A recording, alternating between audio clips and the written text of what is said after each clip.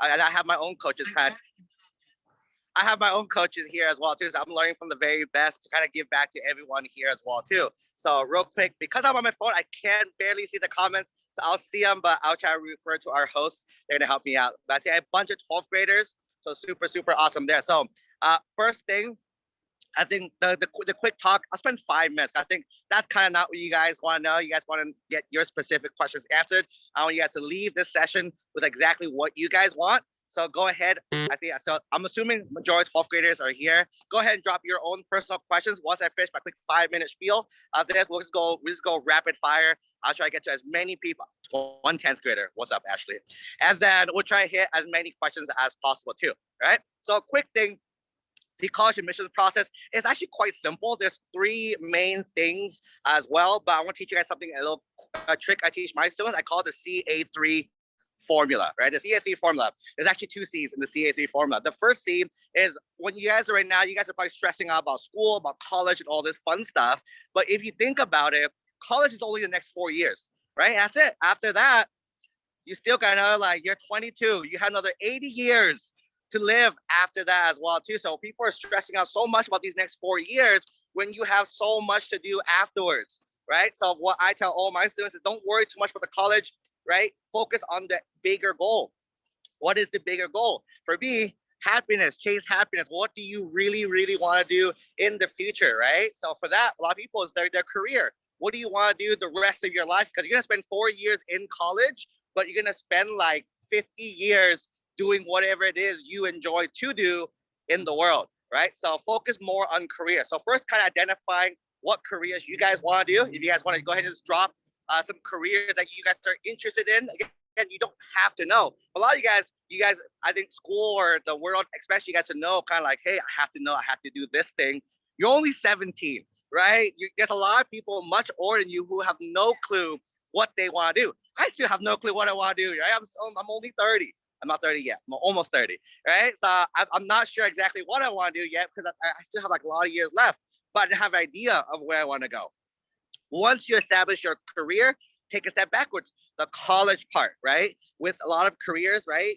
What college do you need to go to achieve that career goal for you, right? Some people may, hey, I need to go to school for a long time, get my doctorate.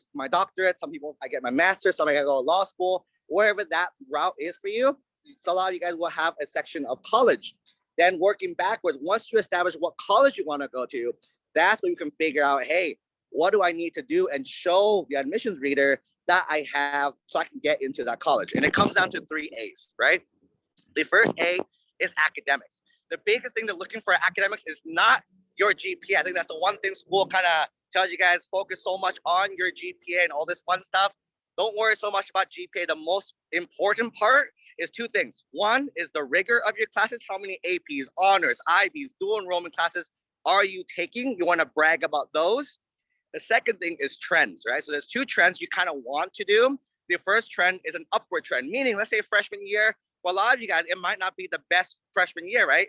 From middle school to high school, it's a little hard. So maybe your grades, you have a mix of A's, B's, C's, maybe a little lower grade than that as well too. But over the next few years, your grades goes up, that upward trend, you want to talk about that upward trend. That's something super, super awesome as well. The other trend that's super awesome is the high plateau, meaning you have A's and B's throughout the whole thing. Don't feel like, hey, I have to get only A's, right? A's and B's are awesome. So even one random C slip up is fine as well too. It's not the end of the world, right? So that's the first section, A, academics. Something else I do want to share is that a lot of schools are test optional now. So what does that mean, right? That means if you submit it, they'll consider it. If you don't submit it, it's not going to hurt you. However, I tell all my students, hey, if it's optional, go ahead, do it. It's not going to hurt you at all. It's going to help you stand out even more, right? So if any of your schools are optional, go ahead and take it if you have time, and you have the bandwidth to. If you don't worry at all, right? Especially like for example, I help a lot of students with the UC schools. So whoever's interested in UCLA, UC Berkeley, it's test blind, test free. So it's not even worth your time taking those as well too. So kind of researching what schools you want to go to, working backwards there. The second thing is activity. So with the activity sections, you're looking for three main things. The first thing looking for is commitment. How long are you doing activity? Is it doing just 1 year, 2 years, 3 years, 4 years, even more? Or did you start something in middle school or elementary school and continue that as well too? The second thing they're looking for is leadership, right? It's two ways. It could be official leadership, like formal president, vice president, founder, secretary, treasurer, all that. It could be also informal roles of leadership, meaning, hey, at an event, I stepped up to help help out a group. Hey, I stepped up to do this. Hey, I'm an older brother. I'm a leader in my family. Lots of different unofficial, like non-formal roles of leadership. And the third thing is passion. Are you enjoying what you're doing as well too? Right. So they're showing that passion in that section. The last part is the last A is your application, right? So at the end of the day, and basically I'm telling my seniors right now, so I'd like a lot of you guys to apply. It's never what you do, it's how you write it and why you chose to do what you do, right? There's no such thing as activity that helps you stand out. There's no such thing as a grade, GPA that helps you stand out, right? It's the mixture of everything you did in a conjunction to show, hey, I chose this path, I chose these classes, I chose these activities, and here's why. That why is what the readers are looking for in the application itself. So I saw a question real quick fly by, like, hey, how do you make my essay stand out? You want to show that. You want to demonstrate, hey, here's a path I chose, right? And then here's why I took these classes. Here's why I did activities. Here's my situation that you can't tell based on the activity section or academic section as well too, right? Sharing all that context with the reader is only going to help you as well too. And all the other fun stuff, if they're asking for letters of rec, submit your letters of rec. If they're asking for interviews, do your research on the schools. Make sure you ask the right questions of that as well too. Again, my easy resource, Google it. Hey, what questions to ask admission officers as well too. They have a nice list. The biggest thing they want to show, why do you want to go to this school versus any other school? That's the ultimate question every school is going to ask you. Why my school versus another school? And if your answer is so generic that it can be used for any other school, probably not going to have a great chance there as well too. So make it personalized. So the biggest thing, CA3 is the big formula there. That's basically it. Besides that, that's the framework for all of my students. But I want to make sure I can answer as many questions as possible. So if the hosts can help me, because I probably can't see on my screen. If you we'll do rapid fire. I'll try to answer as many as we can within the time limit. But hopefully that was helpful. And if it was, let me know in the comments as well. So say woo woo, it was helpful as well too. Thank you, Chung. I felt helped. I mean, I graduated, but I felt helped. And I appreciate that, particularly talking about what college admissions look for. Hopefully that was a good overview for you guys, because I know that college admissions itself can just seem really daunting, and it can seem like you're supposed to have cured cancer in order to get into certain schools. But yes, Tony, of course, I will read some of the questions off for you. We have a questions from people who are here right now, and a few questions that came from our Instagram story over the past. Sure. So I'm going to start with the questions that you guys asked right now, and then I'll go back to questions that came from the Instagram story. But the first question somebody asked, you said, and I think you answered, is how to make your essay stand out. So I think you covered that. Hopefully, if you don't feel like it was covered, let me know, and I'll ask them again or phrase the question a little bit differently. The second question somebody asked is, what should a successful international applicant who seeks a full ride fin or financial aid look like? What are the qualities that admissions officers look for when they make a decision to give a scholarship? Vicky might also share that a little bit more too, but go on, Tony. Sure, no worries. So it's working with admissions is really fun because a lot of the answers I'm going to say, and it probably might come true, a lot of it is very school specific, right? So it depends on kind of what school you want to go to. So for example, if you're looking for a scholarship in general, right? You want to reach out to whatever school you want to apply to and ask them, right? There's no generic answer of any for it like that helps any kind of school. The only generic thing I have is that CA3 format. That applies to every single school. I've helped students get into all the UCs, Ivies, all the private schools using that technique. Everything else, for the most part, is very school specific. I do want to say also, private schools do give more potential money than public schools can. So something to think about. But I will, again, a lot of the questions like how much money can I get or some scholarships specific to schools. It's a very school specific question. And my biggest thing is with admissions and the financial aid offices at schools, they want to help you. Don't feel intimidated. Like a lot of the advice I tell my students who want to apply to private schools, go call admissions, ask them, hey, what type of student will succeed at this school? They tell you exactly what they're looking for. And in your app, you share that. You share exactly what they want. It's like saying, hey, what's the answer? 2 + 2 equals what? And you just give them like, let me think. It could be this. You ask them exactly what do you want. Just tell them 4, right? Whatever they're asking for, give them what they want as well. See, a lot of people kind of complicate this process, but go ahead and call the schools and then ask, hey, what opportunities are there available for me, an international student at this school? And they'll give you exactly what you want to know at each school as well too. Awesome. That was super helpful. Yeah, I think, yeah. And you covered everything. All right, let me ask you the next question because rapid fire. Okay, what should I do if I'm undecided? Yeah, perfect. Sure. So you're 17. My general thing, you should be undecided. It's very hard. It's very rare for someone to know. And you can ask your host. I challenge you to ask all the rest of the speakers as well too. At 17, I had no clue I'd be sitting here talking to you guys on a phone kind of thing, here as well too. Life changes, things go a lot of different directions. It's perfectly okay to be undecided, especially also you can definitely do undeclared on your application.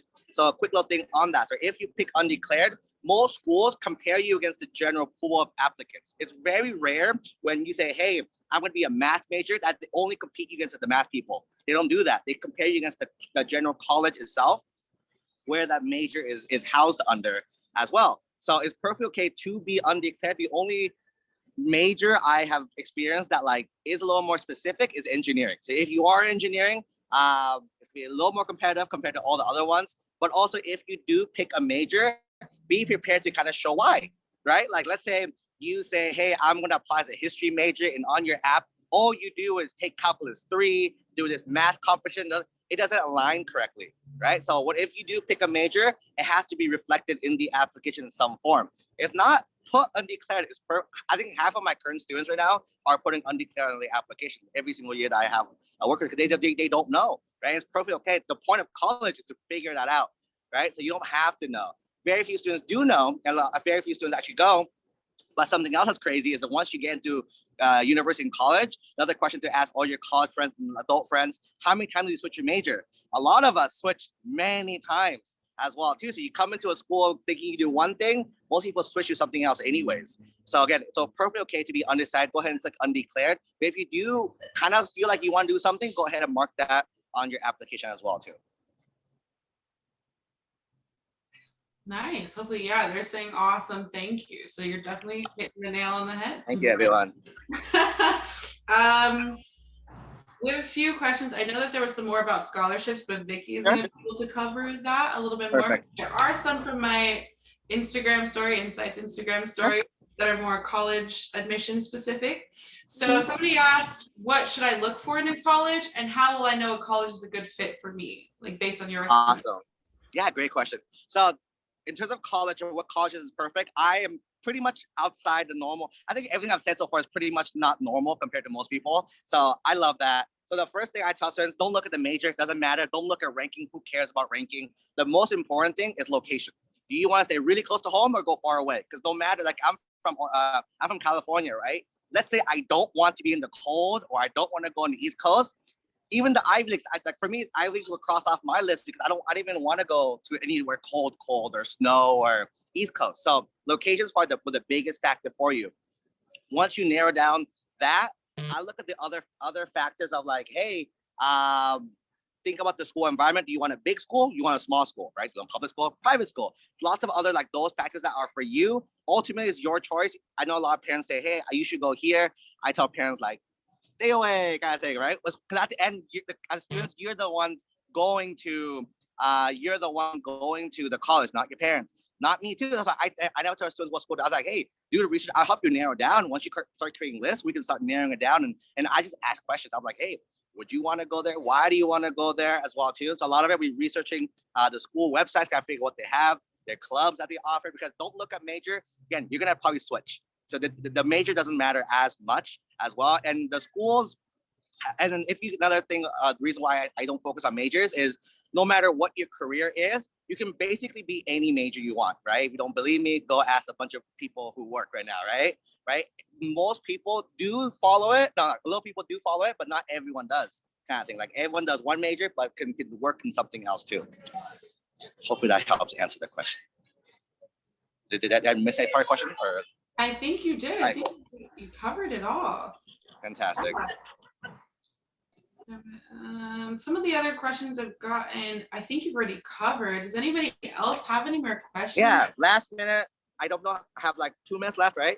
Yes. Let's go rapid fire. Let's go, everyone.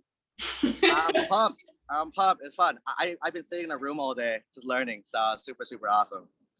I love learning. We all love learning. Everybody who's here has to love learning in some capacity. For sure. Awesome. If you guys all right, don't have if you're a little shy, oh, I said someone has a question. Ada took advantage of that. If you want to be an engineering, that's a great question. So some people think, so a misconception, a lot of people think like, hey, I want to get into this hard major, psychology, economics, business, engineering. Let me apply as an easy major and get in. I'm pretty sure everyone's thinking that, no matter what it is, right? Everyone thinks that question, right? So here's my answer based on exactly what the UCLA and Berkeley reps told me. So I'm gonna tell you the same thing, right? Schools are aware of this, that everyone does this, right? So if they're aware, every other school is aware of this as well too.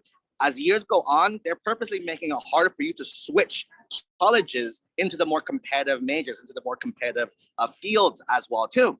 So your best shot, especially at like Berkeley, LA, and those type of schools, is apply straight into that major you want to do. What's the point? If your whole app is based on being an engineer and you say, I want to be a history of art major, I'm like, it just doesn't make sense at all. The readers gonna be super confused, right? The readers, every school has a bunch of people who read applications. They want to help you get it. So your goal is to help them, give them as much context about your life, as much context as everything to get yourself in, right? So if you are gung-ho on being an engineer, go ahead, demonstrate. Hey, look at this I did. Look at this I did. I'm gonna be the best engineer coming out of your school as well too. And you just want to share that with the readers. So don't think about loopholes getting in. There's not a lot of benefits to do that as well too. Well, I definitely agree with that. Oh, she said thank you. Or I'm gonna say, oh, would you recommend for a recent grad who isn't sure what to study, or what would you recommend for a recent grad? Sure what study or what college to go to. I'm assuming you're going to be following the community college route then. If you're not sure what it is, community college is amazing. I graduated at Santa Ana College as well too. That's a community college, super awesome route. That's the beauty of it. You don't have to know, right? Take the general education classes, no matter what school you go to. Community college, 4-year, public school, private school. The first 2 years, you're gonna be taking your general education classes, your math, English, writing, history, all these classes one more time. So in that time, look around, look at the catalog of the schools, the list of classes, and figure out, hey, what do I like? And just take it. And you'll see that like the requirements for general ed allows you to explore different things, right? Do that, explore internships, work stuff, right? You're still super, super young that even if you mess up at 25, you can still start over. You can still keep doing things. I think that's my biggest thing of all, right? Ultimately, I want everyone to chase happiness. That's gonna keep driving you to everything that you want to do as well too. Don't compare yourself against anyone else. It's your life. You're gonna live it however you're gonna want to live it. You can compare now, but later, like when you're my age or whatever, or others as well too, you realize that that doesn't matter as much, right? My goals and what I think makes me happy is different than anyone else as well too. So there's no point chasing other people's dreams. Chase whatever you really want to do as well too. I think I'm out of time, but if anyone has any other questions, my name is at Coach Tony Lee on all social media platforms, or go ahead and reach out to the coach, the host. The hosts are amazing. They'll probably reach out to me and we'll connect as well too. But it's been a pleasure with you guys. I have to go back to class. Take a little quick break. I'm gonna go back to class. You guys were amazing. Thank you for the engagement. One of the best conference I've done this year so far. So thank you everyone for your time. Thank you. Awesome. Enjoy class. Thank you so much, Coach Tony. I hope you all really enjoyed that, got your questions answered. And feel free to reach out to him on Instagram and on TikTok also if you have any more questions. Right now, we are going to go to our next speaker, which I'm trying to make it uniform for everybody. So I'm going to quickly share my screen.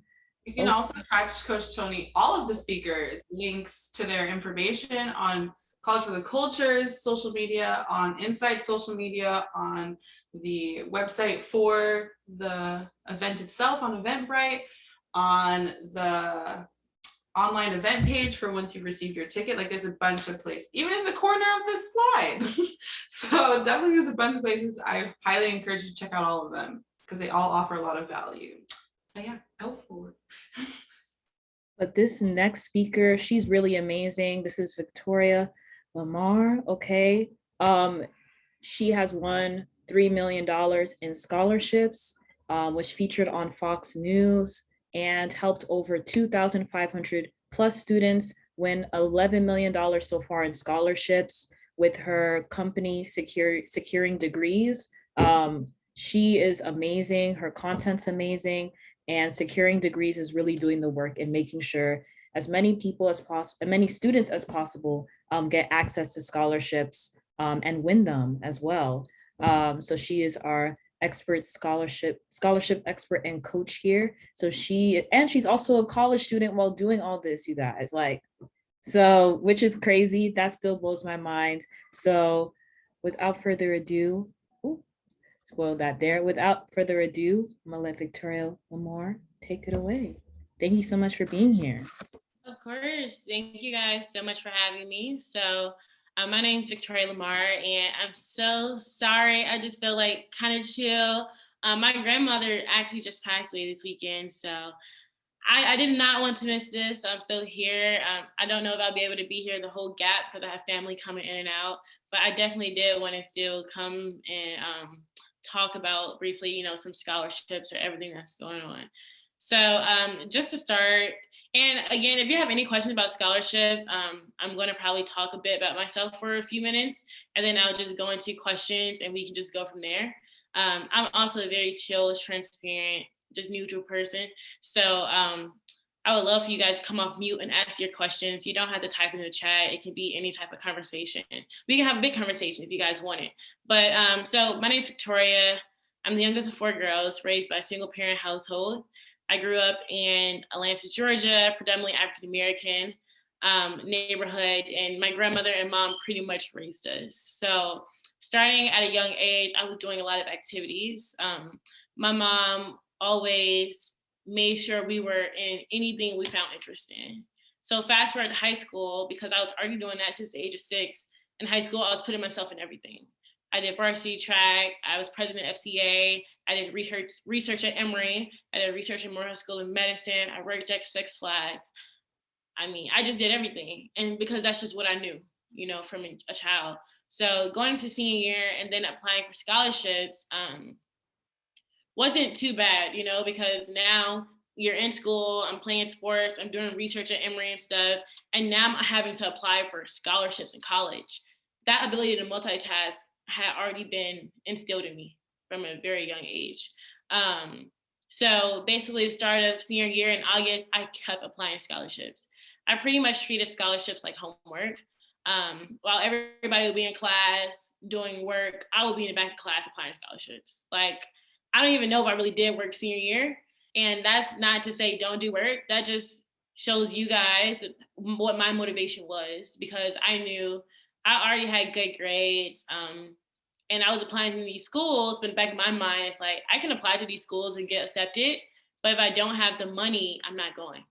So I was like, at the end of the day, money is the most important thing right now. So I'm going to sacrifice everything else and just keep applying for scholarships. So from August to January, complete rejections. I got over 40 rejections. I know a rejection email by heart at this point. Like, I can tell by the subject. You can kind of tell by the first sentence if you got something or not. I was only getting rejected. It took until January for me to start getting scholarships. And the key to scholarships and the key to winning scholarships is you have to persevere. You can't give up, and you have to be okay with failure. Those are the main things. If I would have stopped applying to scholarships at my 20th rejection, I would not have accumulated 3 million. You know, if I would have stopped at number 39, I would not have accumulated 3 million. It took that 41st scholarship and still rejections after that 41 scholarship, but it took perseverance, and it really took, just really seeing it through. And if you have a goal, whether that's to go to an Ivy League or to go to a top 10 school or to go to school debt free, you cannot stop doing the work until you get there. That's literally the difference between someone who's successful and someone who isn't. So all that to say, I kept applying to scholarships, and I accumulated $3 million in scholarships by senior year. And first year of school, I profited around 60K from scholarships. And I live off of scholarships to this day. Like I'm like scholarship queen. I do this. So with that, I now teach people how to do it. I partner with school districts, I partner with schools, nonprofits, organizations, and I also offer a lot of private one-on-one sessions where I help students get scholarships for college, and I help students not have so much debt. And, I'm pretty much trying to teach students how to do it. So that's a bit about me. I started off at University of San Francisco on a full ride already. So everything extra was able to be profits. And then most recently, like once COVID happened, I transferred back home in Atlanta, back to Georgia State. So I know how the transfer process works. I know how the scholarship process works. I love to tell a lot of people I had a 24 on my ACT. With that 24, I still got full rides from Emory. I still got full ride from UC Berkeley. I still got a full ride from University of San Francisco. I got a lot of full rides with my 24, which is low compared to those averages, And I wouldn't even say 24 is low but I'm saying low and compared to UC Berkeley's average is probably upward 30s. So another point I want to make is just, you have to be confident in your test scores, and you have to be confident in what you bring. I was beyond confident with my 24. There's people at my school, they got rejected from Tech, they got rejected from Emory, they got rejected from UC Berkeley, and me with my 24 getting in, all happy. And that just has to say that you really just have to bring to the table what you can bring, and don't worry about it, because my first score at ACT was a 24. The second time I got a 22, and the third time I got a 20.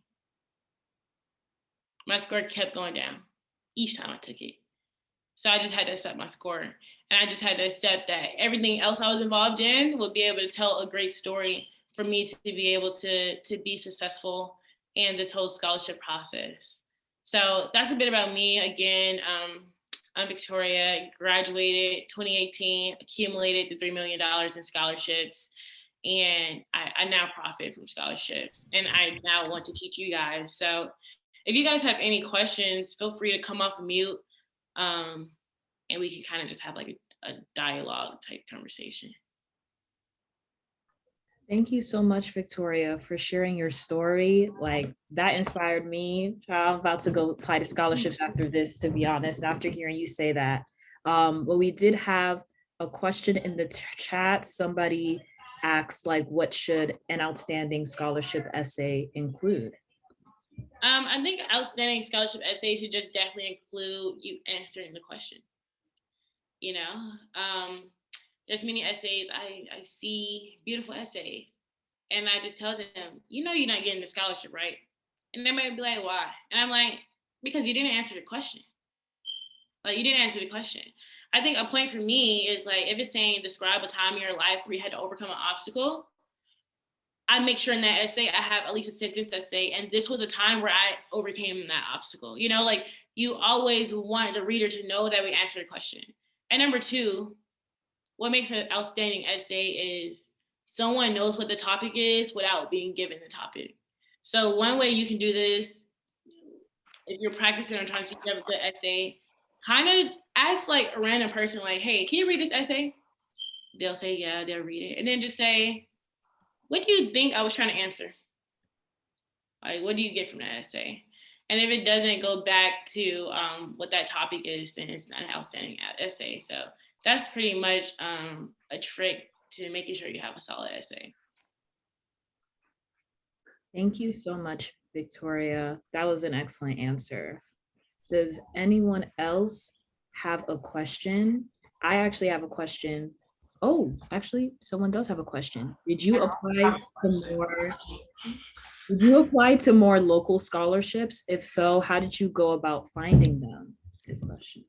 I did. I applied to a lot of local scholarships actually. And I found them by just like online, just doing like online stuff and just like kind of sort of just a lot of Google searches is pretty much what I did. Just a lot of Google searches. And then like I was kind of like an eavesdropper when it came to scholarships. So I was constantly, if I heard somebody say scholarship, I'm like, oh, what? I need to put that in my notes. You know what I mean? Like you really just got to be on it with these scholarships because people are stingy, and I became stingy too. So.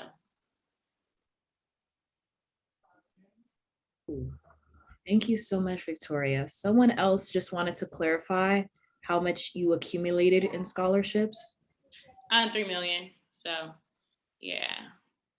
3 million. That just means I received a lot of full rides, a lot of outside scholarships. It just all accumulated 3 million.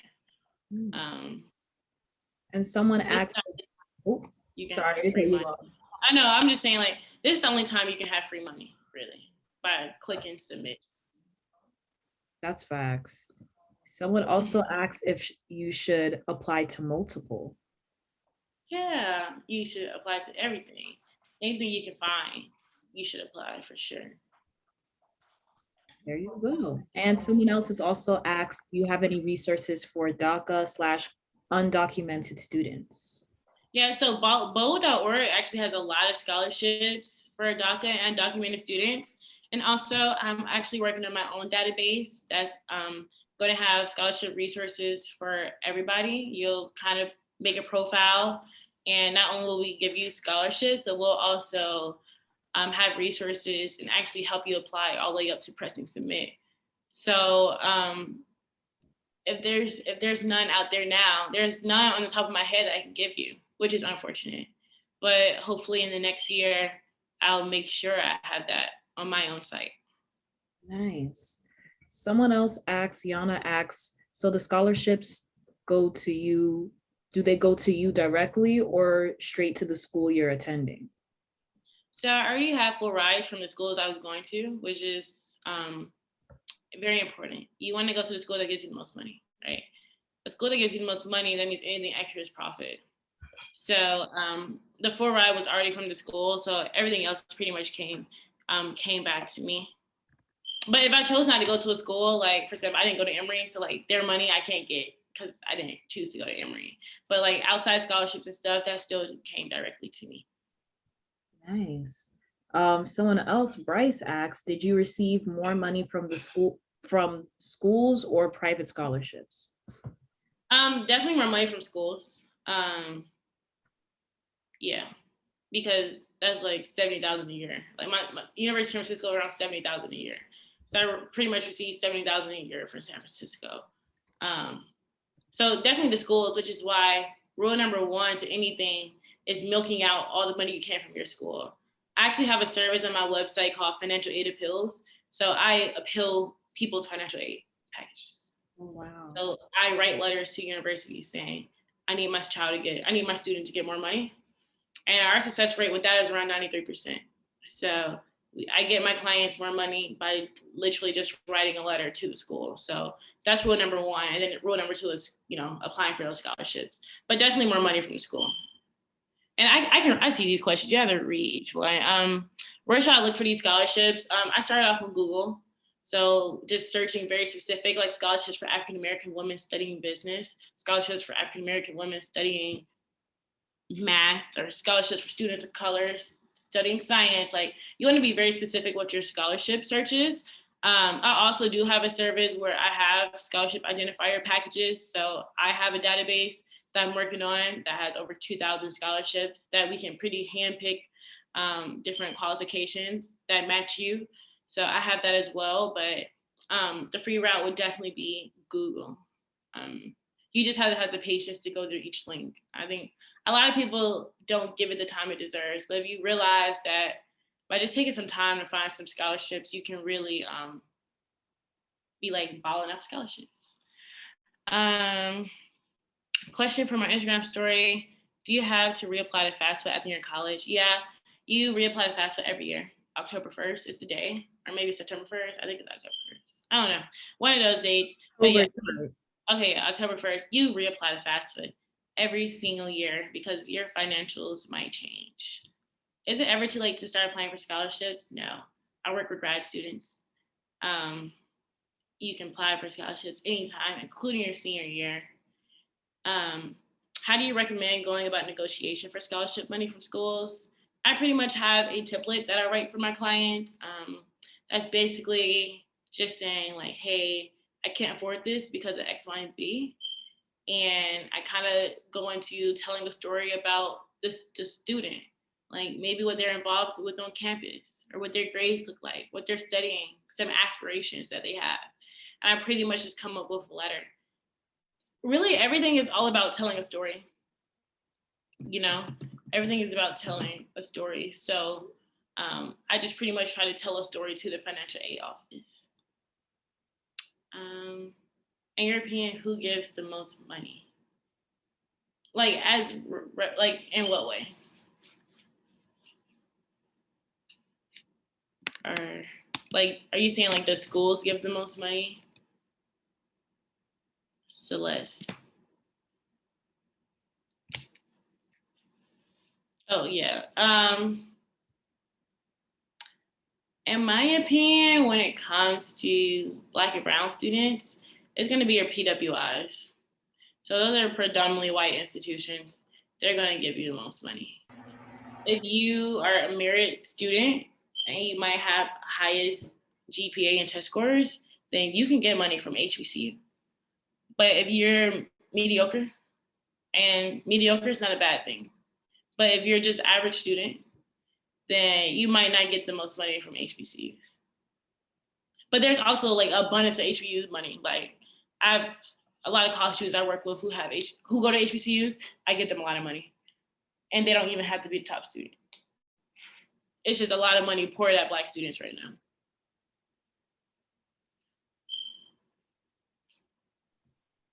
Well, thank you so much for all the questions. Yeah, anyone else have any questions? Oh, got another one.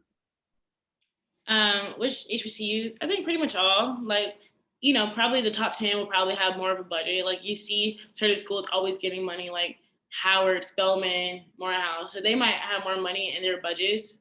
But I think even HBCUs that, you know, aren't the most talked about, they have a lot of money too, because they're trying to recruit more students to go to their school. So I don't really know any in particular, but HBCUs give money for different reasons. So.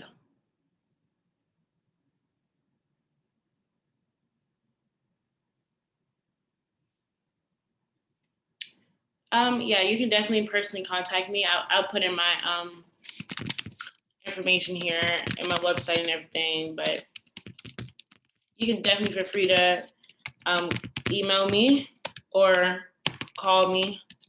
My number's on my website, but I do prefer email because email comes to my phone like a text message. All right. Thank you so much, Victoria. Thank you so much. We all definitely benefited from all your answers, and feel free to contact her whenever you need any help with scholarships. And also, once again, condolences to you and your family. And I really hope you take care of yourself through this time. But thank you so much for taking the time to speak with us. We really appreciate you. Yeah, we can emphasize that enough. We really do appreciate your time, especially right now, because you didn't have to give it to us, give it to all of us, and you did. So we're super grateful for it. And I know Victoria put her information in the chat box, but also you guys have access to, we'll talk about that in a minute, but you guys have access to a parent guide that we made for your parents and some of the parents who are attending today. And in that, it talks about a list of places to find scholarships, and it also has Victoria's information in there as well. So where you can reach her and how and why. So if you need that as well, you guys will talk about that in a little bit, like in the next 10 minutes or 8 minutes. But thank you, Victoria. Like, truly, you taught me a lot, and I graduated. I wish I knew that I could have applied to scholarships when I was a senior. I would have done that. But we appreciate it. Thank you. Bye. All right, y'all. So we have now entered the really, really fun part. We are now up to the college fair part, and I already see some of our college students here. So thank y'all so much for joining. Just gonna quickly share my screen again so you can know what colleges are gonna be here today. So for today, we have 10 schools. We have GW in DC. We have Sophie Davis, a BSMD program in NYC. We got Northwestern University in Chicago. We got Howard, a HBCU in DC. We have Evangel University. We have Spelman. We got UCLA, UNC Chapel Hill, Brown University, and Amherst College. So all of these schools are represented by people of color, lovely people of color here, so they could share their real experiences with you. Feel free to ask any questions you like. Don't hold back. They're here to answer any question you have, and feel free to get their contact information as well if you want to talk to them a little more or have any other questions about schools and stuff. So how, oh, you want to say something, Sachi? Oh, yes, if you don't mind, Rachel, before we jump into it, because technically the college fair starts at 8. 2 things. UNC might be in a meeting right now. I just received a message like 30 minutes ago. So if that is the case, she will be here tomorrow, because you guys know this is 2 days long. So if she does not appear, don't worry about it. You definitely have the opportunity to talk with her tomorrow, but I think she's figuring that out right now. Outside of that, obviously all the schools that Rachel listed are available. I know we kind of jumped straight into this event and as we should, like we had so much information, so much value to give you guys. But I do think really quick, Rachel, if you could give an introduction on your like hostess moment, give your introduction on what you do, because what you do is awesome. And I also have a little gift for you guys. I want to make sure I give it to you before the college fair, because after that it's done. Well, we have a gift for you. Your virtual swag bag, which everybody has access to. And for the 10 of you who were VIP swag bag members, you should be receiving your VIP swag bag in the mail the next few days. A lot of awesome goodies. A couple of companies agreed to work with us for this event and gave us some products to give to you guys. But this is the link in the chat to everybody's virtual swag bag. There's a couple different things in there. In particular, I pay attention to the Panda Planner. One, Panda Planner has given us a discount code for you guys for only the 2 days of the event. So tonight and tomorrow. And you guys can get 25% off any product on their website. I honestly need a new planner. I got my old planner from Walmart. It's falling apart. It's very frustrating. So I'm going to use that discount to get myself a new one, but definitely go through it. You guys have a lot of access to awesome goodies. But Rachel, I think you should give a very brief, like 2 minutes, who you are, what you do, because you know we built this little beautiful event for y'all. And she does some awesome work, guys. Awesome work. Aw, thanks, Sachi. Appreciate the love there. But yeah, sure, I could talk about what I do. So, well, I'm first and foremost a college student. I go to Sophie Davis with Fasayo, who's in the group right now, in the SMD program in NYC. But what I do related to this is College for the Culture. It's a podcast and also an Instagram platform as well. Basically, I started this during the pandemic, like in October, because I just found the college process interesting yet complicated. Like I was like, okay, this is kind of interesting. Like there's very intricate, but it's kind of unfair that certain people know all the ropes, like have access to certain things and other people don't. By other people, I mean Black and brown people mostly. So I just thought of, ways to share information for free for everybody. And that's how I thought of the podcast. And every episode, I have a guest come on here. I had Sachi come in one time. I had Alacia and Jordan, who are from Howard, come in one time. And basically, we just have different conversations about different topics related to the college process, whether it's applications, essays, scholarships, and social things as well, like mental health and stuff. Yeah, just a lot of different things that could benefit y'all in the college process and in college life in general. So yeah, I think my last episode was with Inquire Higher about how to dominate your senior year. So that was the last thing I did. So yeah, that's pretty much what I do. We also post some resources on our Instagram. So if you're interested, check us out on Instagram at College for the Culture, and check out the podcast on Spotify, Apple Podcasts, Anchor. And yeah, feel free to reach out to me if you ever want to chat about college stuff. I love talking about it. It's really interesting. So yeah, that's what I do. Awesome. Y'all will also keep a link to it in the virtual swag bag. My brain just blanked for a second, but yeah, it's like the first picture on there. So if you guys want to listen to the podcast episodes, go for it. I fully support it. Yeah, and you guys can also access this virtual swag bag on the event page link. I will post it again like multiple times. I want you guys to have access to all of the things in there, particularly the time sensitive ones.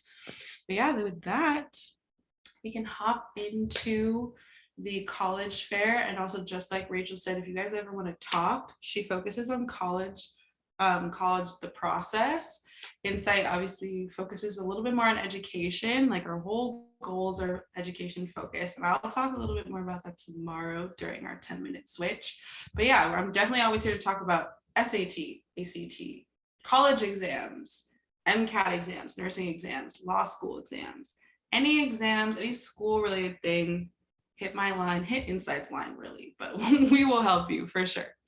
Thank you to all the student speakers here representing your schools. Thank you for y'all's time. It's truly appreciated. Let's college fair, guys. Let's do it. So hopefully y'all could see, but how you could do it is you click on the breakout rooms button in the bottom, and if you you could hover over any school and click join, and you're automatically in the meeting. So you could hop in and out of any room you want. So yeah, it's just like a real life one, but virtual. So feel free to join, explore, ask your questions, and we'll be back at like 8:50, like 8:55. Have fun, y'all. If you have any questions, we'll be here in the main room. We might be playing some vibey music too if y'all want to come hang out with us too. But go talk to the student speakers. That's who you really need to be talking to, for real.